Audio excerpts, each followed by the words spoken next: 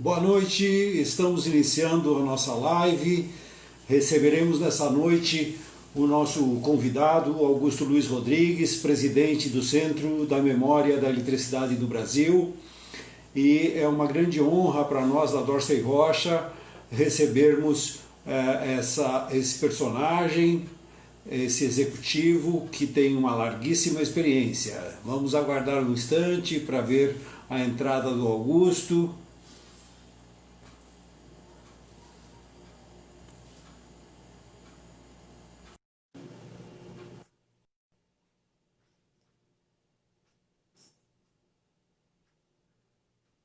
Já está entrando. Oi, Ei, Augusto. tudo bem? Boa noite. Me ouve bem? Tudo bem, meu caro? Me ouve bem aí? Seu som está um pouco baixo. Vamos ver. Rolou? Fala um pouco. Melhorou. Fui no máximo do meu. Melhorou já. Augusto, E aí? uma grande honra para a gente, da Dorsey Rocha, receber você para essa conversa e vamos bater um papo. Eu sei que você é uma pessoa que tem uma agenda super agitada, mesmo em épocas de pandemia, então te agradeço muito por ter aberto um espaço na sua agenda para estar conosco. E como a gente tem um tempo muito limitado, eu não quero fazer muitas delongas, mas eu queria colocar, né, que a gente está vivenciando esse momento onde tudo que a gente tinha como hábito, como rotina, de repente a gente viu ser modificado e tudo ficou diferente. E o que a gente faz é olhar adiante e falar, bom, quando nós estivermos saindo disso, o que, que a gente vai poder fazer? Então, eu queria primeiro contar a vocês que o Augusto é um executivo de mercado, é um profissional de larguíssima experiência, hoje presidente do Centro da Memória da Eletricidade do Brasil, também faz parte do Conselho de Curadores da Fundação Padre Anchieta, que até questão de 2 anos atrás ele presidiu esse conselho, tem uma experiência também na área de bancos, foi vice-presidente de administração do Banco do Estado de São Paulo, foi também vice-presidente da CPFL na área de recursos humanos e relações institucionais, então tem uma larguíssima experiência e certamente vai nos ajudar a refletir e pensar um pouco essa realidade daqui para frente. Augusto, é inescapável a gente pedir para você entrar falando e falando um pouco de como é que essa pandemia mudou a sua vida e o que, que você já pode dizer que aprendeu, né? Pois é, estamos todos complexos, né? Ele. Mas por que está fazendo? Não sei. Estou em casa o tempo todo. Eu estou há 110 dias em. Quer dizer, desde 18 de março de 2020. E, na verdade, eu tenho mais do que eu estava só em casa. Então, é uma novidade para mim. Quer dizer, eu tenho me comunicado, tudo que eu me comunicar. Quer dizer, obviamente, com vontade de abraçar. O tema da saúde, amigos, né? Pessoas, isso complica muito a nossa vida. Mas, por outro lado, a gente já pode. Quer dizer, eu tenho feito física do que fazia. Eu tenho tomado mais álcool. Quer dizer, na verdade, sonho lá atrás de ficar mais na residência. E aconteceu isso. Nós estamos mais em casa hoje. Aqueles que podem dispor de uma casa como nós dispomos, né? Nem todo mundo pode, a gente tem que nos preocupar com isso também. Mas o que eu aprendi? Eu aprendi muito a importância do outro, né? A importância do abraço, a importância dos amigos, a importância da alegria, né? Da família. A importância do contato físico, né? Eu não dava tanta importância para isso. Acho que nenhum de nós dava muita importância. A gente ficava muito fora de casa, né? E o fato de nós estarmos na residência o tempo todo, né? E aí, obviamente, dispondo dessas coisas que a gente não usava tanto. Quer dizer, esse tema, por exemplo, essa importância que nós estamos dando à saúde hoje e nós não dávamos antes.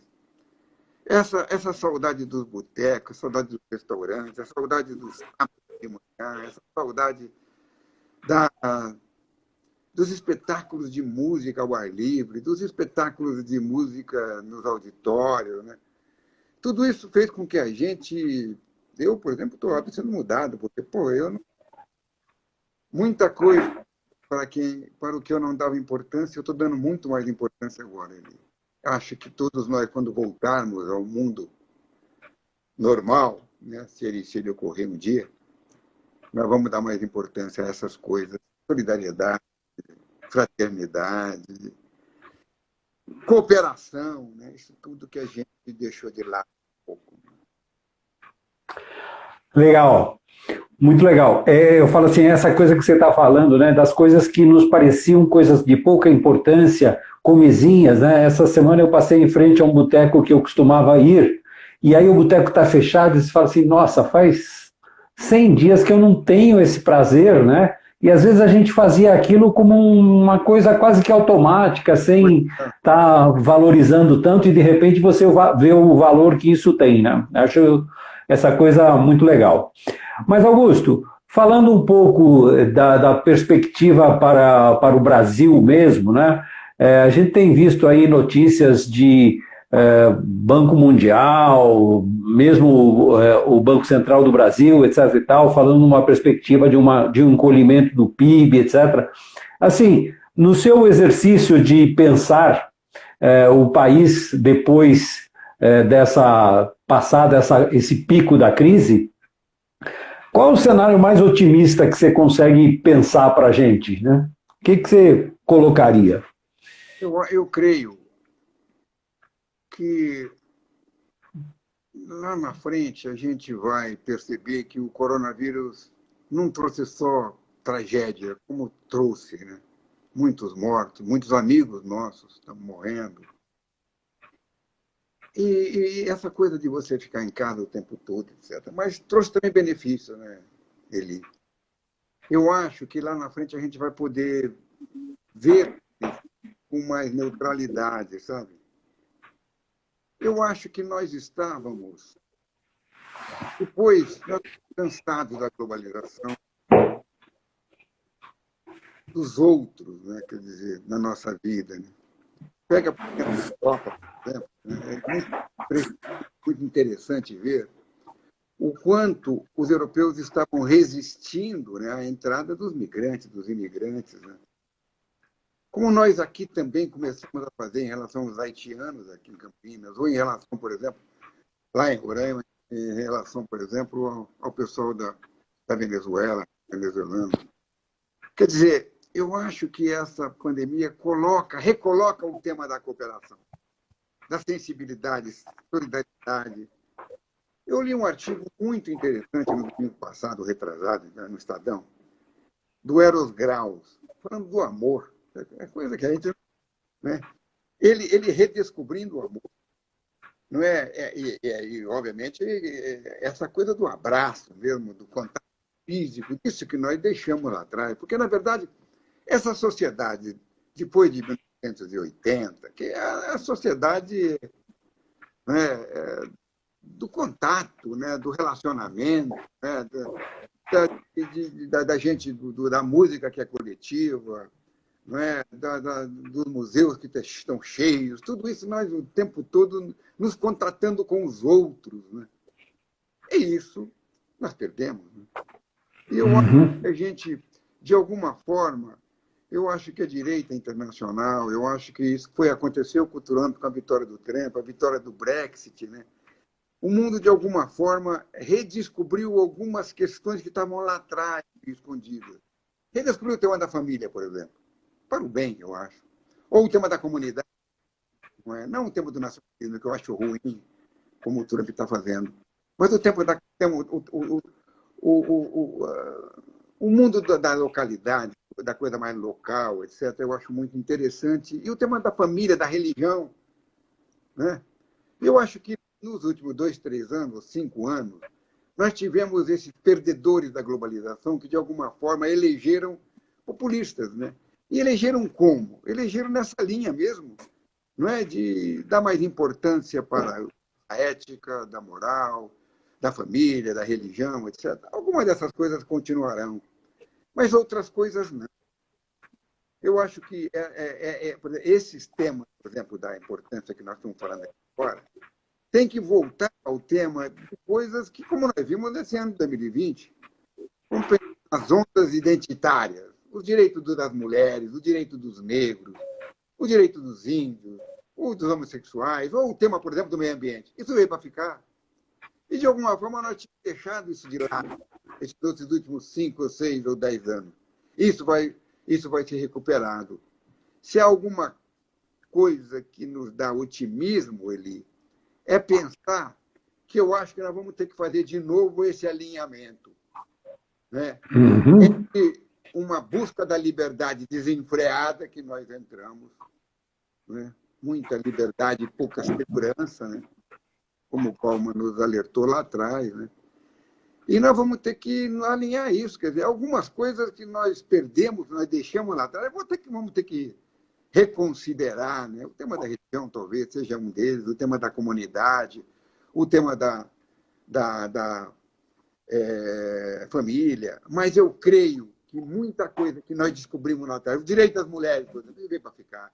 O direito dos negros, como nós estamos vendo nos Estados Unidos, vamos ver no Brasil agora com muita satisfação. Eu tive uma longa reunião hoje de manhã com os conselheiros da TV Cultura, e o tema é esse, o tema é dos direitos das ondas identitárias, dos direitos dos negros, dos direitos das mulheres, etc. É disso que se trata. Isso nós não podemos deixar para trás como a gente estava deixando. Eu acho que isso volta. É a importância do mundo. É isso, é um pouco disso. E nessa linha, né, por que não?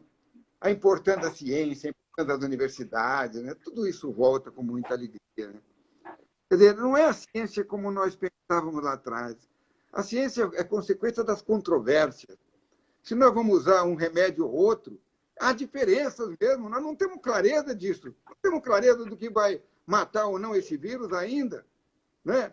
Então, muitos de nós que estão tomando um remédio ou outro têm razão, então tem que tomar qualquer coisa. E a ciência não nos ajuda muito nisso. Né? Mas a ciência só é científica se ela é refutável. É um pouco disso, né, que nós vamos ter que... Legal. Nessa linha, um dos novos gurus da área empresarial, aí, o Raj Sisodia, né, ele fala do capitalismo consciente. E dentro disso ele fala um pouco das empresas conscientes também. E aí ele puxa duas questões. Uma questão que é para fora, onde ele fala, bom, a empresa consciente é aquela que não vai só atrás de buscar os seus resultados, que são importantes, mas ela também se preocupa com o impacto que ela causa para a saúde dos seus clientes e o impacto, de maneira geral, que ela causa na sociedade, né, na comunidade. E, de outro lado, internamente, cria esses espaços, né, para a mulher, deixa a empresa menos masculinizada, traz o espaço para a diversidade, tudo isso que você falou. Como é que você vê isso, essa tendência nas organizações? Esse livro que nós estamos esperando, que você falou, de Georgia, Empresas que Curam, uma maravilha, quer dizer, nesse tema, nesse mundo da pandemia, que nós todos queremos estar curados, onde o tema da saúde veio com o proscênio, todo mundo está preocupado com a saúde dos pais, dos velhos, das crianças, dos adolescentes, né? Quer dizer, ele recupera eu estou chamando dessas ondas identitárias, Mas ele recupera o tema do seguinte. Por exemplo, eu tenho uma biblioteca, meu bibliotecário perguntou, Augusto, tem um monte de livros, o que eu faço com esses livros aqui? Eram 4 ou 5 livros sobre o tema da delicadeza, ou o tema da elegância. Quer dizer, são temas, ou o tema da leveza, por exemplo, esse tema maravilhoso, esse livro maravilhoso do Lipovetsky, do ano passado, retrasado, uma maravilha, um livro francês, sobre a leveza. Então, vamos pensar assim, a globalização é feminina. Nós tínhamos esquecido um pouco disso. Né? E agora volta. Né? Quer dizer, quando o Raj está colocando o tema da hipermasculinidade, né? O mundo é muito hipermasculino, né? As empresas são isso, a busca da competitividade, essa guerra de todos contra todos, essa competição, essa dominação, etc. E o Raj coloca o tema que, nós vamos ter que ter um foco mais feminino das coisas. Né? É muito interessante, viu? A ação que está sendo feita agora das nações que tiveram mais sucesso contra a pandemia. Olha que loucura. São nações, né? A Alemanha, a Finlândia, as nações lá são nações, ou a Coreia do Sul, que são dirigidas por mulheres. É uma loucura isso. Nova Zelândia. Estão sendo dirigidas por mulheres hoje. Por exemplo, eu tenho na minha empresa lá, por exemplo, 80%, 90% das mulheres. Né? É impressionante como elas ajudam. O tema do cuidado é feminino. Não é? Então, eu acho, por exemplo, que nós levamos em conta isso, que a filosofia nos ajuda, a psicanálise nos ajuda, e chegou na administração, né? Na teoria da administração. Nós vamos ter que ter um equilíbrio entre idade, sexo, etc. Não dá, entendeu? Então não dá para eu ter esse mundo, então eu ter 10% ou 5% de mulheres num conselho, ou na gestão das empresas. Né? Então, isso que ele coloca é um tema impressionante, que eu acho que a pandemia vai nos ajudar nisso, eu creio. Eu estou vendo meus amigos, né? Chegavam em casa às 10 horas da noite, agora estão o dia inteiro com as crianças, etc. Não é possível que haja uma mudança. Ninguém está sabendo mais como educar criança, menino. Estão o dia inteiro na internet, etc., desesperados, os pais desesperados. Tudo isso não é possível que não tenha reflexo. Não vai ter um novo totalmente diferente dos nossos. Nós não vamos ter rodovias com bicicletas o tempo todo, como se falou aí atrás, etc. Né? Mas eu acho que o tema dos direitos voltarão, como os Estados Unidos está mostrando para a gente com a morte do menino lá de Minneapolis, lá de São Paulo. Né? Aham. A outra coisa que ele coloca, que eu achei que vale a pena uma reflexão, é a questão do que ele fala que as duas caveiras no armário dentro das organizações, né? Que é a contenção das emoções, né? As emoções, as pessoas têm medo de expressar suas emoções, e isso levando a um sofrimento silencioso muito sério, né? Que aí, no limite, vem a síndrome de burnout, etc.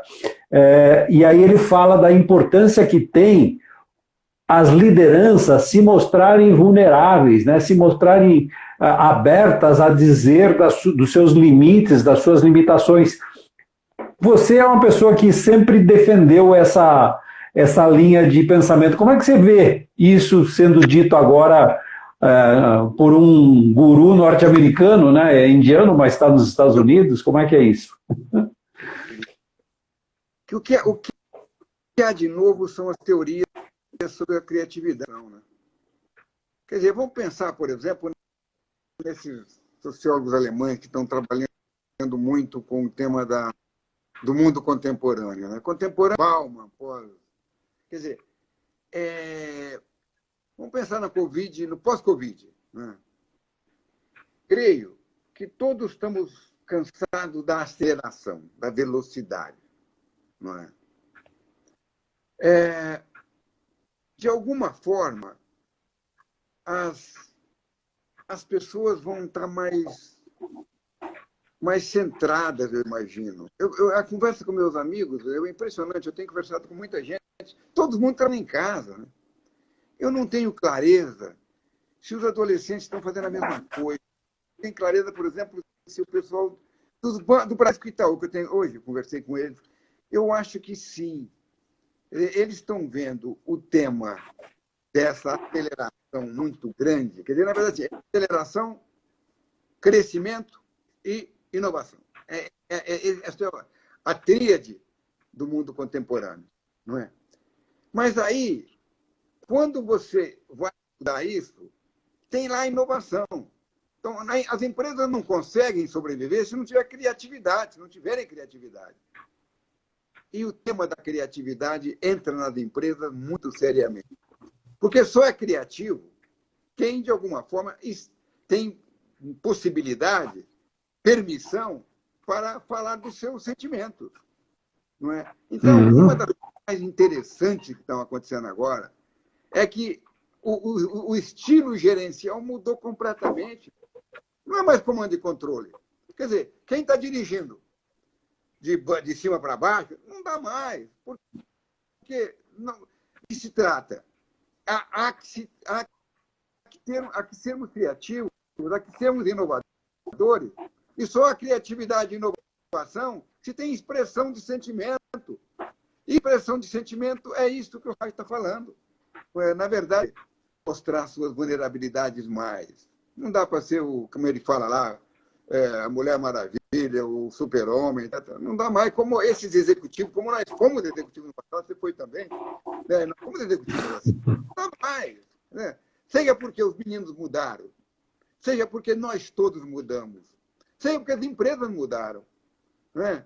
E do que se trata é que a liderança, o estilo de liderança mudou. Né? Vamos pensar no home office, Ivan, ou Eli. Vamos pensar no home office. Vamos pensar, por exemplo, no milhões de pessoas que estão sendo dirigidas nas suas residências. E que não vai mudar muito daqui para frente. Suponhamos que a gente volte ao trabalho em 1º de agosto, setembro. Nós não voltaremos todos, alguns ficarão em casa. Alguns desses, a organização do trabalho mudou. Pessoa em casa com os seus filhos, com a sua mulher, com o seu marido, com os seus cachorros, todos conversando. Como é que eu faço?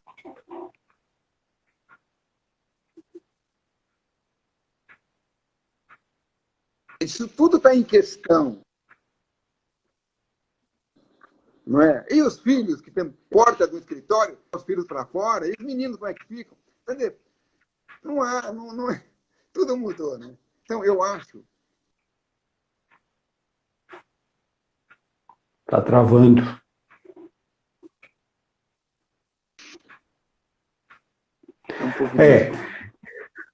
Eu estou sentindo muito. Nós nunca vimos tantas videoconferências. Vamos pensar em videoconferência. Eu fiz hoje, lá na TV Cultura 2, lá ontem 3, lá no Centro de Memória. A gente só faz isso o dia inteiro. Né? Então, nós estamos aprendendo também. Né? Não estamos olhando mais no olho da pessoa. Né? Eu não sei se a pessoa está de camisa e ela está de bermuda. Pode estar de bermuda, eu não estou vendo. Pode estar descalça. Não importa. Quer dizer, como é que tudo isso... E como é que as pessoas criam? E como é que as pessoas produzem através do computador? E como é que as pessoas olham para fora do seu mundo? Não é? O que é importante para a organização atuavam daquela forma lá antiga, como nós já atuamos no passado, não tem mais sucesso, né? E não tem sucesso. Eu espero que a Dorothy Rocha esteja trabalhando sobre essa questão, né? E vai nos ajudar muito daqui para frente. Legal. Nós também estamos tendo que fazer o nosso exercício de reaprender, viu, Augusto? Estamos tendo que fazer o exercício de reaprender, porque a gente sempre acostumou a trabalhar completamente em eventos presenciais e, de repente, os eventos presenciais sumiram. Então, nós estamos agora nos adaptando e começando a trabalhar fortemente nessa linha do online, do virtual, né? Do à distância, de alguma forma. O Augusto, falando dessa questão dos negócios, né, eu falo assim que todo mundo fica falando do novo normal, eu acho que nada está normal, mas a gente tem algumas coisas que a gente está enxergando como tendências. E uma coisa que aconteceu muito fortemente nesse momento foi a questão do e-commerce, né, da compra através do smartphone, especialmente, e o delivery, né? E essas duas coisas, elas mudam muito a forma como a gente se relaciona com a empresa, com o nosso fornecedor, como o fornecedor se relaciona com o cliente, etc. Como é que você vê essa questão? O que isso vai exigir de adaptação, de mudança das pessoas? Eu acho que a primeira coisa que nós temos que ter clareza, né? Vamos pensar no desemprego. O americano tem 17% a 20% em final desse ano, essa é a previsão. A previsão de desemprego do mundo euro, lá da Europa, está em 10%. Nós aqui estamos em mais ou menos 14% a 15%, mas nós sabemos que é muito mais do que isso. Vamos pensar nos adolescentes, nossos filhos. Os adolescentes estão com 48% de desemprego. É uma loucura. Desemprego, como a FGV considera o adolescente na idade de 18 a 24 anos, mais ou menos, 25 anos. 48% de desemprego. É uma loucura.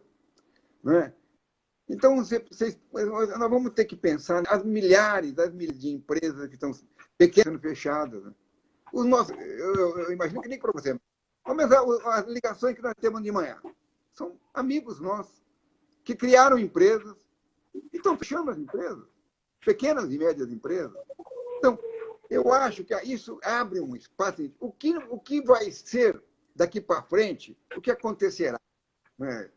Quer dizer, eu acho que o mercado de delivery cresce muito. O mercado da internet cresce muito. Né? Então, nós temos que ter clareza daquilo que eu acho que você tinha que fazer algumas lives sobre isso. Quer dizer, mercado de trabalho. O que cresce e o que não cresce. Né?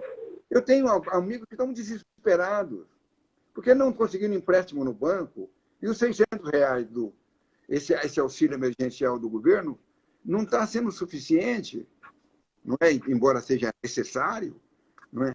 Então, eu creio que o grande tema agora é o mercado de trabalho. Eu acho que a pandemia, nós já temos conversado sobre isso, a pandemia dá força para uma realidade que já existia. Qual é a realidade que já existia? A quarta revolução industrial vitoriosa. A tecnologia da informação. As tecnologias da informação, a robótica, está de força monstruosa. Se é uma coisa a não dizer não, a não segurar, são as tecnologias recentes, mais novas. Né? Então, você pega a história do mundo, quando lá, a primeira revolução industrial, a máquina de vapor, lá, 1780, etc., ou depois da eletricidade, o que houve de reação, de resistência a isso, o que houve de resistência à informática, o que houve de resistência à informatização ou à digitalização, mas não tem como a gente ser contra isso. Então, esse mundo está trazendo e vai trazer milhões e bilhões de desigualdade no né? Então, está-se pensando. Vamos pensar, por exemplo, dos R$ 600 no Brasil. Qual o percentual? São 50 milhões de pessoas que estão tendo. Vamos pensar, tipo, se o governo Bolsonaro conseguir fazer, ele está tentando fazer, o Paulo Guedes, unificar o auxílio emergencial de R$ 600, que pode ir para 300, 400 e tal, com a Bolsa Família lá do governo Lula, que foi criado pelo governo Fernando Henrique. Né? Isso vai dar 60 a 70 milhões de pessoas. Eles estão pensando em R$ 230 mais ou menos. Né? Isso chama-se renda que a Holanda já instituiu, que a Alemanha está instituindo agora. Então, A quarta revolução industrial, as tecnologias da informação vitoriosas vão continuar. Eu estive em algumas empresas desse tipo. Já. Meu Deus do céu, são robôs para todo lado, não tem gente. E vai continuar. Então, vamos pensar na organização do trabalho que nós sabíamos que existia, não sabíamos se dava certo. Agora deu. Da quarentena e do home office. Entendeu? Então, milhões de... Então, a primeira coisa, não preciso mais de escritórios como eu tinha, não preciso de sedes como eu tinha. Por quê? Tem aquela maravilhosa sede como nós tivemos no passado. Não vai ter mais. Segundo, a organização do trabalho. Eu não preciso ter tanta gente no trabalho mais. Isso vai dar em demissão? Vai. Então, por essa razão, qual a consequência das demissões que vão ter monstruosa no mundo inteiro? Porque aquilo que estava vindo, que nós chamávamos de quarta revolução industrial, terceira depois da quarta, e aquilo que deu na sociologia, na sociedade da informação, do conhecimento, etc., vai dar em demissão. E a consequência é renda mínima. Eu vou ter que ter milhões e milhões de pessoas nas residências, em casa, trabalhando menos e ganhando menos, não há o que fazer. Então, o tema dos R$600 do governo federal vai ter continuidade, como eles estão descobrindo, nós todos com tristeza, porque não há dinheiro para pagar tanta gente, mas não há o que fazer. Não há o que fazer. Então, vamos pensar no Lula montou lá com o Fernando Henrique lá atrás, na Bolsa Família. Então, porra, é muita gente no Nordeste ou na Amazônia que vive disso, na periferia das grandes cidades. Né? Tem como tirar? Não tem como tirar. Então, essas coisas todas nós vamos ter que refletir muito. As empresas estão refletindo. E o Augusto, mesmo para as pessoas... Mesmo para as pessoas que continuarão tendo trabalho para realizar, que consigam se manter ativas no mercado de trabalho, certamente o tipo de relação de trabalho com o qual nós vamos estar convivendo vai ser diferente da relação de emprego, CLT, tradicional, etc. Como é que você está vendo isso? Então, isso precisa de... Nós não temos uma legislação que a Alemanha está querendo. A França, vamos pensar no Macron. O que o Macron está fazendo hoje? Ele criou um diabo de uma comissão lá que está trabalhando sobre isso. Né? Como que fazer, cara? Então, nós vamos ter a consequência principal da quarta revolução, da inteligência artificial, robótica, né? E baseado nessa aceleração monstruosa que não há o que fazer, eu acho que a consequência é a gente pensar um pouco em novos estilos de gestão e liderança. Quer dizer, não há como você lidar com pessoas da forma como nós liderávamos antes. Comando e controle. A autonomia dos profissionais aumenta muito. Nós já estamos vendo isso toda hora, a todo momento. Não é? Então, do que se trata obviamente, que os dirigentes inspiram, mas não fazem mais, como nós fazíamos antes. Passávamos as noites redigindo, acabou isso. Por quê? Porque eu acho que tem mais força, não é? A competência, a eficiência dos profissionais. E aí eu tenho que apostar na inteligência deles. E aí é muito treinamento, muito desenvolvimento, muito estudo, muita leitura. Não dá. Quer dizer, obviamente, a leitura hoje pode ser via internet, etc., mas é leitura. Né? Então, o tema da especialização é um tema muito interessante, porque as pessoas estão desesperadas. Eu vou ter menos gente no trabalho, com certeza. 2021, eu vou ter menos gente. Eu vou ter mais especialistas, mais gente que de alguma forma, eles têm uma expertise específica naquele determinado tema. Não é? As empresas, as organizações estão em busca, estão desesperadas atrás de experts. É isso, experts. E aí, pode ser um expert de 16 anos, 18. Esses meninos estão nos ensinando muito. Mas não, expert. É legal. Nosso amigo Ricardo Buratini está falando em qual vai ser o papel da cultura nessa nova realidade, né? Como é que as empresas podem ajudar o desenvolvimento da cultura, etc. Nós temos, eu tinha esquecido isso aí, né? Porque o tema da cultura é muito interessante, né? Porque vamos pensar hoje, como a cultura cresceu nas nossas vidas.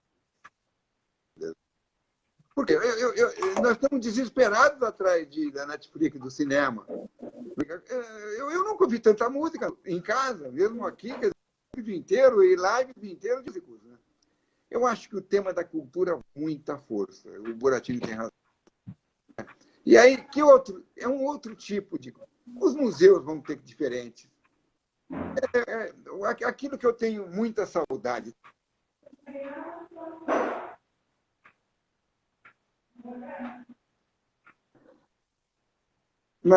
Espetáculos de música.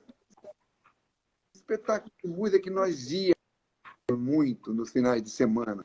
Não estamos indo mais. Mas isso tem uma aglomeração.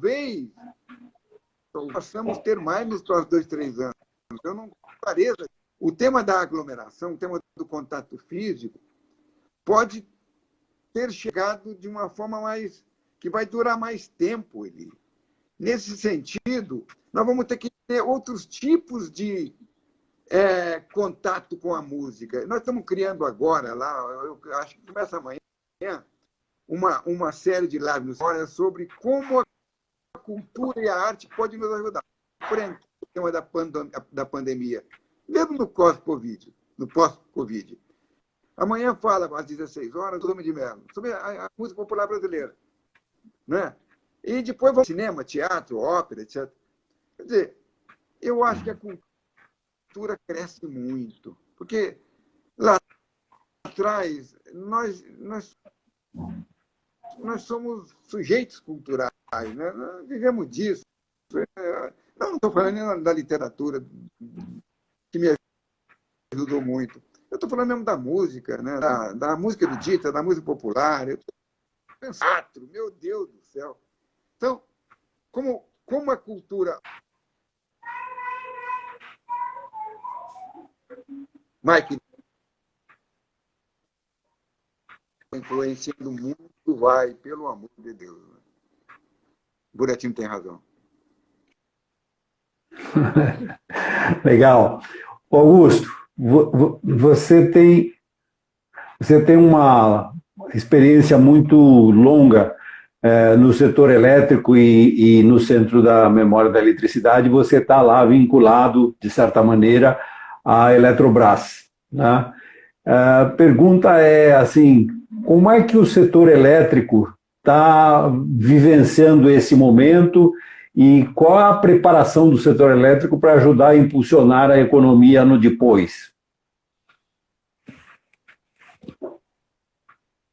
Eli, o que nós tivemos em abril, maio? Uma brutal redução de consumo. Chegou a 15, 20%. Redução do funcionamento das empresas comerciais. E algumas redução do funcionamento da indústria, mas muita, em torno de, no mês de maio, de 10% a 15%, e no mês de abril, entre 6% a 8%. Agora, reduziu. Nós tivemos redução de consumo e nós tivemos aumento da inadimplência. Não é? O aumento da inadimplência por conta que o governo teve que proibir o corte de energia por inadimplência. Ela cresceu entre mais a classe CDE, mas aumentou mais. Né? Isso vai estar fazendo com que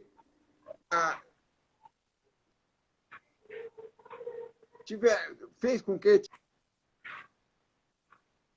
nós tivéssemos uma renegociação entre contratos. As distribuidoras pediram muito que houvesse outros. O governo federal foi obrigado a ajudadoras e ajudou. Não é? Mas do que se trata é que, vamos pensar na CPFL aqui em Campinas, a Enel, que eu tenho acompanhado bastante em São Paulo, todos estão em quarentena. A CPFL, 80% das pessoas em quarentena, em home office. E tá fazendo. Eu conversei com alguns funcionários lá, com alguns amigos meus, está funcionando bem. Né? Quando retornarmos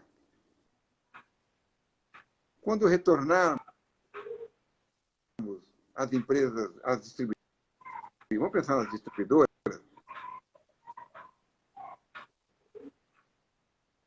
ao trabalho, o que vai acontecer?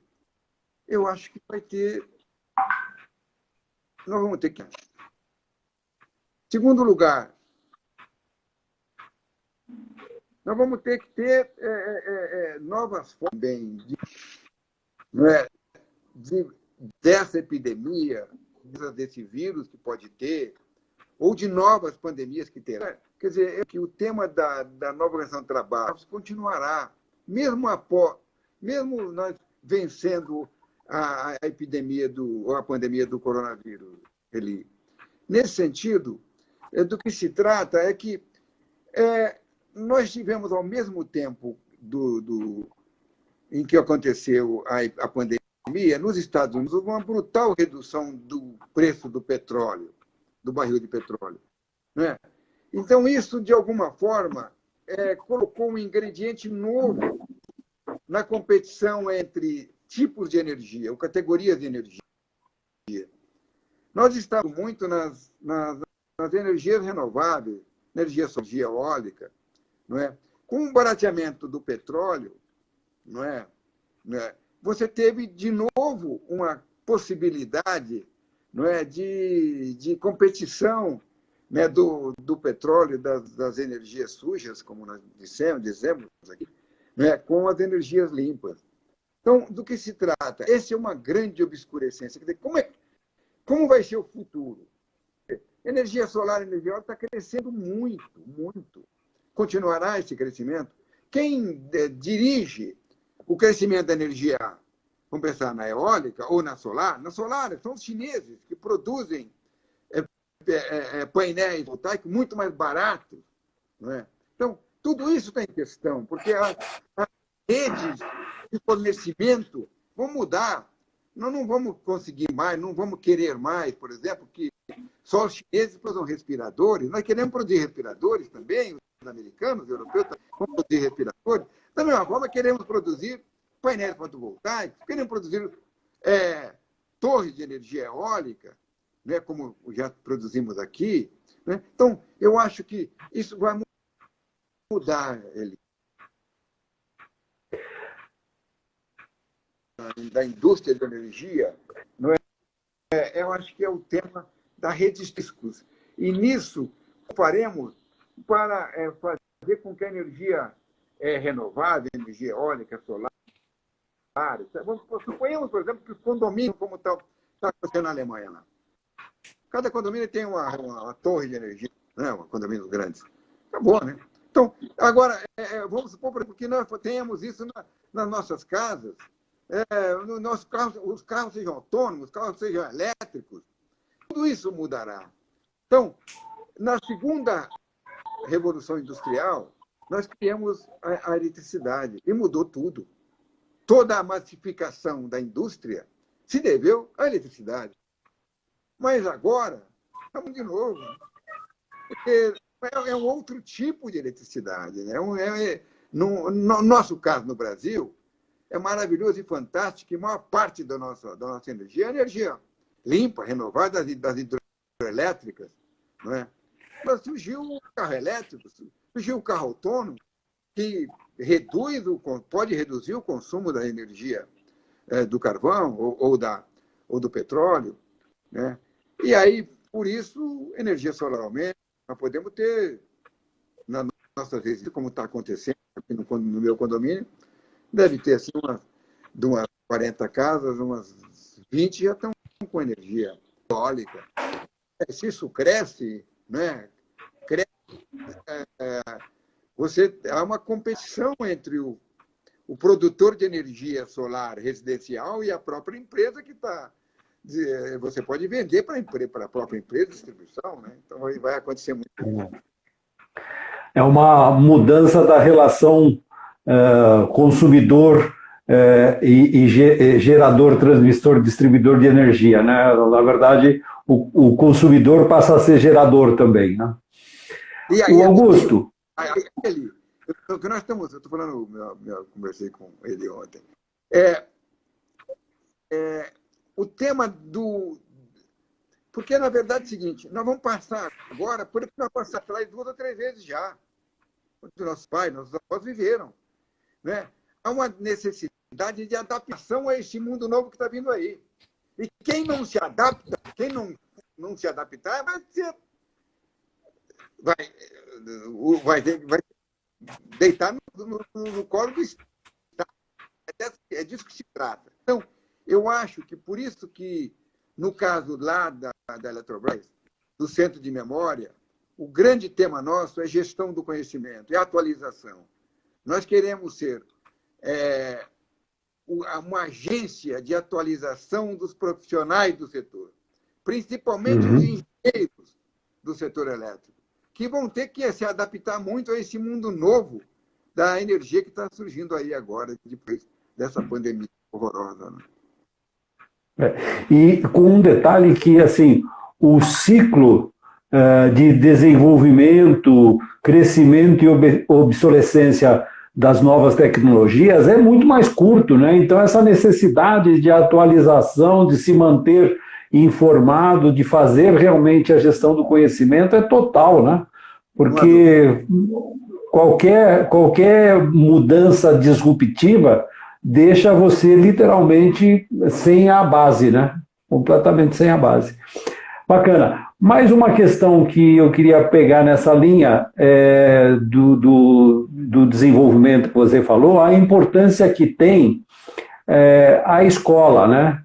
É claro que a escola fundamental, o ensino fundamental, o ensino de base, o ensino médio, mas especialmente o papel das universidades dentro dessa nova sociedade também tem que mudar muito, não é? Como é que você vê? Pois é, eu tenho conversado com algumas. Uma mãe me falou assim para mim: Augusto, está tudo muito bem, então, mas eu tenho um grande problema. Pô, eu tenho que trabalhar 4, 5 horas com meus meninos por dia. Então, eu acho que nós perdemos o ano de 2020, né, Eli? Nós não estamos ainda com clareza disso, mas essas crianças que perderam 4 meses e pensar nas crianças ou na internet, ou que não tem um telefone, ou que um aparelho que possa ter a educação por internet, virtual, né? Eu acho que o ano de 2020 se perdeu, e aí nós vamos ter que ver o que fazer. Né? Eu tenho conversado muito com os meus amigos, aí, Maria Helena, Ana Inoue, o Luiz Cury, que é o pessoal lá do Conselho Federal da Educação, todos eles preocupados com isso. Né?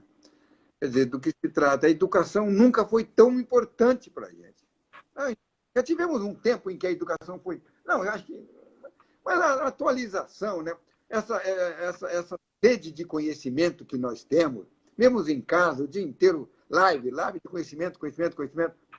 Eu acho que isso tem a ver com a mudança dos meninos, dos adolescentes. Né? O vestibular, por exemplo. Agora a Enel foi para... A Anel foi para... Anel, não, como chama? Enem. Foi para o Enem. Enem. Enem, isso. Então, eu acho que esse tema da educação volta para o Procênio, volta com muita força, muita força. Eu acho que os pais vão estar mais preocupados nessas eleições agora, em novembro, com o tema da educação e com o tema da saúde, sabe? A saúde volta muito. Eu tenho ficado muito preocupado, viu, Eli, com os amigos nossos que voltaram a ter uma visão assim da saúde diferente. O tema da alimentação dos meninos, dos adolescentes, das crianças, o tema da atividade física, o tema do sol, o tema das vitaminas você toma ou não toma, o tema da longevidade, isso voltou com uma força imensa, né? Então, eu acho que a saúde de um lado, a educação do outro, exige. E aí o tema que a gente tem que ver é o tema das mulheres, o tema dos negros, dos adolescentes, o tema dos idosos, tudo isso exigindo educação das crianças. Exatamente no momento quando precisamos tanto que eles sejam educados para viver num novo tipo de sociedade, uma nova vida, etc. As escolas estão fechadas, né? Como fazer? Então, isso é um enorme problema. Certo. Uma pergunta que vem do público é essa questão que você falou vamos dizer, vou chamar assim, uma certa revisão das bases da globalização, né, onde os países sentem a necessidade de voltar a produzir coisas que abriram mão, que ficaram para o Oriente, onde a mão de obra era mais barata, a tecnologia acabou sendo mais barata também, etc. Mas que, no entanto, para a gente voltar a produzir localmente, a gente tem dois custos que a gente tem que equacionar, né? Um é a preparação das pessoas para utilizarem e para serem capazes de operar nessa indústria 4.0. E a outra é a questão da produtividade versus o custo da mão de obra, né? Como é que isso pode ser equacionado? Então, vamos pensar no custo da mão de obra, né? O que aconteceu nos últimos 10 anos, antes da pandemia, foi uma redução global da remuneração e dos salários, né? Então, é impressionante o quanto nós tivemos, nem todas as profissões, mas a maior parte das profissões teve uma redução salarial em média. Não é? Quer dizer, eu tenho admitido pessoas, eu fico muito impressionado, não é? Quando eu vou admitir alguém, então, essa pessoa ganhava lá atrás esse cargo, essa profissão, 20 mil reais, eu estou ganhando 10, né? Ou 8. Então, isso coloca o tema, não é, da especialização. Eu acho que o tema da engenharia vai crescer muito, né? Os médicos, o tema da saúde cresce muito, a especialização profissional na saúde, a especialização profissional na telefonia, nos celulares, a especialização profissional no tema da internet, né? Então, uma das consequências que eu tenho ficado muito impressionado do home office e da quarentena é a necessidade que a gente tem de especializar-se em coisas que... Por exemplo, quando o celular quebra, o que você faz? A Vivo, claro, estou fechada. Entendeu? A Apple também está fechada.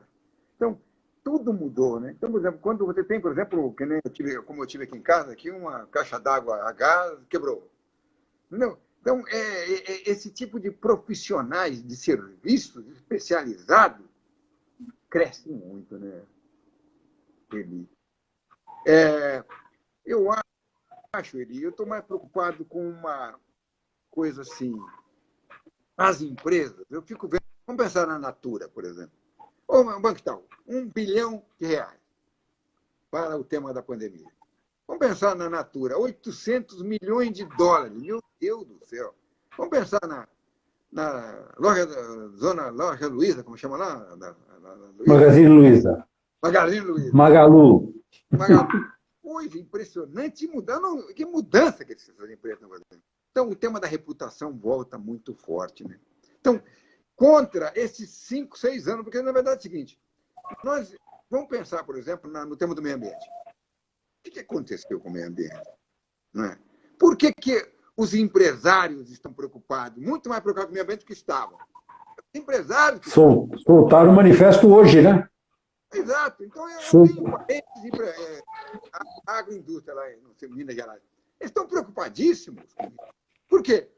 Pô, nós não conseguimos vender mais produtos, soja, milho, para a Europa, se eu não provar que eu não tenho trabalho escravo, eu não estou desmatando a Amazônia, etc. Então, isso tudo muda muito. Então, eu estou muito preocupação minha com as empresas.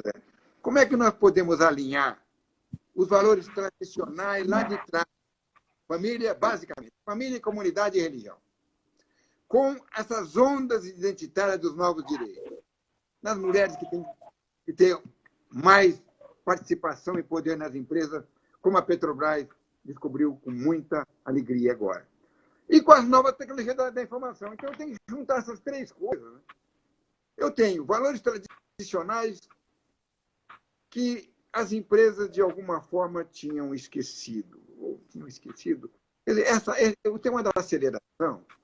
Você pega, por exemplo, esse Rosa, esse alemão, esse sociólogo alemão. Ele só trabalha com isso. É impressionante, né? Quer dizer, como nós estávamos querendo, e estamos ainda, fazer tudo cada vez mais rápido, cada vez mais velocidade, transformação. Então, de alguma forma, isso criou um certo cansaço. O Trump foi eleito em cima desse cansaço. A Hillary não foi por causa disso também. Não é? São resistentes, pessoas resistentes à globalização infinita, como digamos assim. Né? E no Brasil também. Não é? Então, de alguma forma, as lideranças brasileiras, e nós somos líderes empresariais, temos que alinhar essas coisas. Né? Temos que pegar, por exemplo, por que aqui no Brasil, por exemplo, na eleição de 2018, né, o presidente da República, o novo presidente Bolsonaro, foi eleito em cima disso, da importância maior da ética, da moral, da comunidade, da família. Né? Isso talvez tenha vindo para ficar. Ou essas ondas identitárias, aí não dá para deixar. Não dá para deixar o problema das mulheres, dos negros, dos índios, do meio ambiente, não dá para a Amazônia, não tem como deixar. Né? E aí, essa tecnologia da informação. Vamos pensar na privatização da Eletrobras ali. Não tem jeito. Não temos mais nada. Nem em Portugal tem uma empresa de transmissão estatal. Na França tem. Né? Então, significa o seguinte, nós temos que enfrentar isso, mas enfrentar de uma forma contemporânea, não é? Mas como nós alinharmos essas coisas do passado, da tradição com o futuro, tudo isso está exigindo muito da gente. Muito. Estamos todos perplexos, é disso que se trata. É isso aí. Muito boa reflexão, Augusto. Infelizmente, nosso tempo está acabando. Daqui a pouquinho a gente tem que sair mesmo. Já vai dar os nossos 59 minutos. Eu te agradeço muito. Foi muito bom conversar com você. E eu espero que a gente tenha nova oportunidade. Tá? Muito obrigado a você. Eu deixo para você se despedir. Um grande abraço. Muito obrigado, Eli. Eu trabalhei com ele muitos anos. Olha, deixa eu fazer uma... Eu entrei na área de RH há 280 anos atrás, e uma vez o Alan Dort, está vivo ainda o Alan Dort ainda? Está, mas está nos Estados Unidos. Está vivendo lá. Também, o Rodolfo está com a gente aqui. Isso. Rodolfo e o Alan.